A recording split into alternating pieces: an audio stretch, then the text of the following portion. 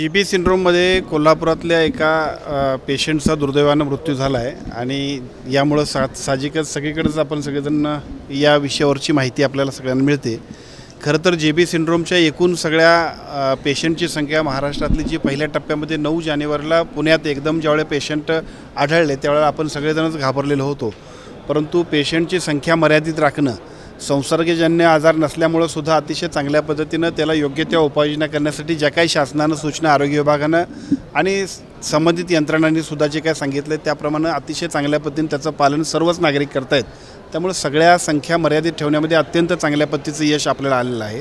दुर्दैवानं कोल्हापुरातला patient जो आहे तो पेशंटचे थोडंसं दुःखद निधन झालेलं आहे। या एकूणच पेशंटची संख्या जर बघितली तर म्हणजे जे पेशंट्स आहेत एक महिन्यामध्ये साधारणतः आपण आढळलेले पेशंट्स बघितले तर साधारणतः 200च्या आत आहेत आणि त्याचबरोबरीनं दुर्दैवानं दुःखद निधन झालेले पेशंट्स जे आहेत ते 8 ते 9 आहेत। साहजिकच या पेशंटची संख्या अतिशय कमी आहे। जे कोमॉर्बिड असतील पेशंट, अगोदरचे आजार असतील, प्रतिकारशक्ती कमी असेल तर अशा पद्धतीच्या सर्वच पेशंट्सना थोडीशी ही आजारामध्ये मृत्यूची भीती असते। अशाच पद्धतीनं दुर्दैवानं ही घटना घडली, परंतु या संपूर्ण जिल्ह्यामध्ये अगोदरपासूनच याबद्दलच्या पूर्वसूचना आरोग्य विभागाच्या वतीनं अत्यंत चांगल्या पद्धतीने दिल्या जातात।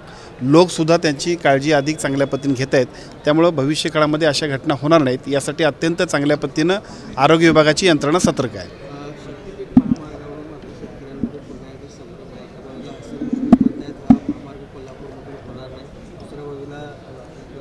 राजेश सागर यांनी त्याच्या समर्थनात एक बैठक देखील घेतली, कुठेतरी महायुतीच्याच नेत्यांमध्ये यावरून मतांतर दिसते। शक्तीपीठ मार्गाबद्दल मतांतर असणं साहजिक आहे, कारण एका बाजूला राज्य शासनाच्या वतीनं हा एका मार्ग करण्यासाठीचा पुढाकार घेतला जातो आहे, परंतु ज्या मतदारसंघातून तो जातो आहे तिथले लोकप्रतिनिधीसुद्धा आणि तिथल्या शेतकऱ्यांची जनसामान्यांची भावनासुद्धा तेवढीच महत्त्वाची आहे। त्यामुळे नामदार मुश्रीफ साहेब असतील आणि मतदारसंघात माझ्यासुद्धा येतो आहे, त्यामुळे माझ्याकडचे सुद्धा शेतकरी तशाच पद्धतीची भावना व्यक्त करतात।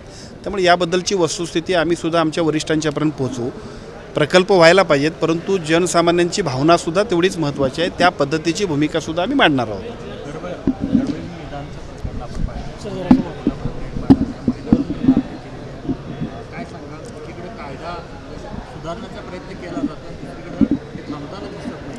खरं तर या PCNDT ॲक्ट जो आहे त्या ॲक्टमध्ये अत्यंत प्रभावीपणानं आरोग्य विभागाचा आरोग्यमंत्री म्हणून मी जे काही काम करतो आहे ते अतिशय महत्त्वाचं आहे आणि त्यामुळंच कोल्हापुरात जे काही छापे झाले ते अतिशय चांगल्या पद्धतीनं त्याच्यामधले रिझल्ट्स आपण बघितलेत। अजूनसुद्धा छापे होणे गरजेचं आहे, कारण कोल्हापुरामध्ये सुद्धा मुलींचा दर खूप कमी व्हायला आहे, हे आमच्या सगळ्यांच्यासाठी सुद्धा शोभनीय नाही आणि त्यामुळे साहजिकच अजून छापे पडले पाहिजेत, यंत्रणा अधिक गतिमान झाली पाहिजे। अशा पद्धतीनं जे कोण कृत्य करत असतील त्यांच्यासाठी सुद्धा कडक कारवाई, कायद्यातल्या दुरुस्तीचा प्रस्तावसुद्धा आम्ही दिलेला आहे, तो सुद्धा होईल। 2-4 दिवसांमध्ये आणखीन एक GR होईल, ज्याचा उल्लेख पूर्वी आपण केला होता की जो डिकॉय आहे म्हणजे जी तक्रारदार महिला असते त्या तक्रारदार महिलेलासुद्धा 1 लाख रुपये आपण देतो आहे। पूर्वी आपण फक्त खबऱ्याला 1 लाख रुपये देत होतो, आता आपण जी डिकॉय महिला असते तिलासुद्धा 1 लाख रुपये देतो आहे। त्यासाठी आवश्यक असणारी प्रसिद्धी, प्रचार, ऑफिसचं सगळं मानधन, जे काय मीटिंग्ज असतात, त्याचबरोबर त्यांना वाहनांची सुरक्षितता पुरवणं, या सगळ्यांसाठी सुद्धा अत्यंत चांगल्या पद्धतीचा निधी आपण जो काही जाहीर केला आहे, पुढच्या 1-2-3 दिवसांमध्ये त्याचासुद्धा GR निघेल। खरं तर हां, काही डॉक्टर स्थानिक जे प्रशासन आहे त्यांच्यावर प्रेशर निर्माण करण्याचा प्रयत्न करतात, त्या प्रकारची कुजबूज अधिकाऱ्यांमध्ये सुरू आहे। त्याच्यामध्ये कोल्हापूर शहरामध्ये 2 डॉक्टर आहेत ज्यांच्याकडे हे सर्व चालतं, पण त्यांना थांबवण्यात यश आले। माझी आपल्यामार्फत सर्वांनाच विनंती आहे की ही एक सामाजिक जबाबदारी आहे, त्यामुळे अशा पद्धतीचं कुठलंही कृत्य कोण करत असेल तर त्याची कोणत्याही परिस्थितीत गाई करणार नाही। शासनाची आणि सार्वजनिक सगळ्या समाजाची जबाबदारी आहे की ज्या पद्धतीनं मुलींचा मृत्यूदर कमी होतो आहे ते बघितल्यानंतर आपल्या सगळ्यांची ही जबाबदारी जबाबदारी म्हणजे अतिशय गंभीरपणानं आपण सगळ्यांनी घेतलं पाहिजे। त्यामुळे अशा पद्धतीनं जर कोण ही कुजबूज असेल तर त्याच्यातली वास्तविकता शोधून कडक कारवाई करण्यामध्ये कुठेही शासन कमी पडणार नाही। साहेब, GBS संदर्भात प्रश्न आहे की GBS संदर्भात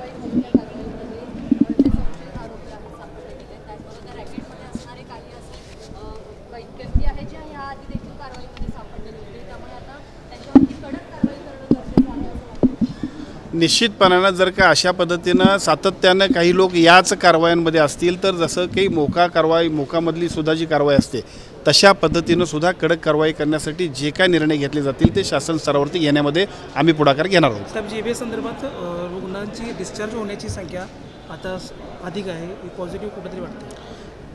GB सिंड्रोम हा पहिल्यापासूनचा आजार आहे. अनेक पेशंट्स त्यामध्ये दुर्दैवानं त्या सगळ्या एकूण पेशंटची संख्या बघितल्यानंतर आपल्याला लक्षात येईल की पेशंटची संख्या जेवढी आहे त्यापेक्षा डिस्चार्जसुद्धा अतिशय चांगल्या पद्धतीने होत आहेत.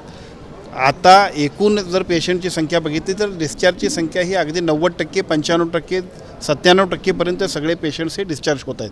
त्यामुळे ह्या सगळ्या गोष्टींची फक्त वास्तविकता लोकांसमोर सांगणं आणि लोकांनासुद्धा वस्तुस्थिती सांगून अधिक चांगल्या पद्धतीनं प्रतिकारशक्ती वाढवून आपण आपल्या सगळ्या वैद्यकीय अधिकाऱ्यांचा किंवा फॅमिली डॉक्टरांचा सल्ला घेऊन आपण आपल्या आरोग्याची काळजी घ्या, हे जे काही आम्ही सातत्यानं सांगतो आहे याच गोष्टींचं पालन करण्यासाठी आपण आवाहन करतो आहे. GBA सिंड्रोम के बारे में क्या स्थिति है? महाराष्ट्र में ये स्थिति सुधर गई है क्या? कोल्हापुर में एक व्यक्ति की मृत्यु हो गई. GB सिंड्रोम जिस तरह से पूना में पहले शुरुआत हुई थी, पेशेंट की संख्या बढ़ने के कारण बहुत सारे लोग चिंतित थे. हर एक आदमी को ऐसा लगता था कि कोरोना जैसा ये वायरस है क्या, लेकिन बाद में जब हेल्थ डिपार्टमेंट और कंसर्न सब डिपार्टमेंट ने बहुत अच्छी तरह से उस पर काम किया, लोगों में अवेयरनेस भी किया है. उसके माध्यम से अगर आप देखेंगे 1 महीना हो गया पूना के पेशेंट पहला जो हमें मिला था, उसके बाद अभी तक 190, 97 मतलब 200 तक ही पेशेंट सीमित है. आप लोग अगर ये देखेंगे तो बहुत अच्छी तरह से हम लोगों ने जिस तरह से उस पर काबू पाया है, साथ ही साथ अवेयरनेस किया है, उसके कारण GB सिंड्रोम के पेशेंट्स बिल्कुल नहीं बढ़ रहे. दुर्भाग्य से पेशेंट्स जो कोमॉर्बिड होता है, प्रतिकार शक्ति जिसकी कम होती है, उसमें थोड़ी मृत्यु की ज़्यादा आशंका होती है. तो ऐसे जो घटना घटी है उसके लिए तो ये दुर्भाग्यपूर्ण बात है, लेकिन GB सिंड्रोम काबू में पाने के लिए हम लोगों ने बहुत अच्छा काम किया है. लोगों ने भी बहुत अच्छी तरह से हम लोगों को सहकार्य किया है. शिवसेनेत प्रवेश कोल्हापूर जिल्ह्यामध्ये आहेत का?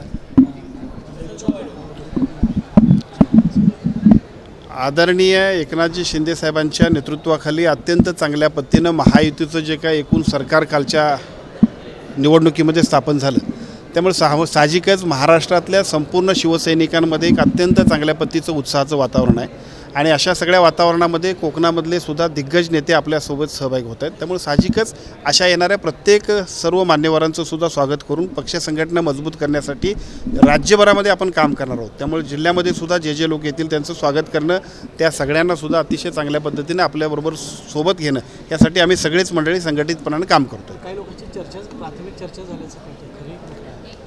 या सगळ्या गोष्टींच्यासाठी अत्यंत चांगल्या पद्धतीनं वेगवेगळे लोक काम करत आहेत. पुढच्या टप्प्यामध्ये आपल्या सर्वांना या सगळ्या गोष्टी लक्षात येतील.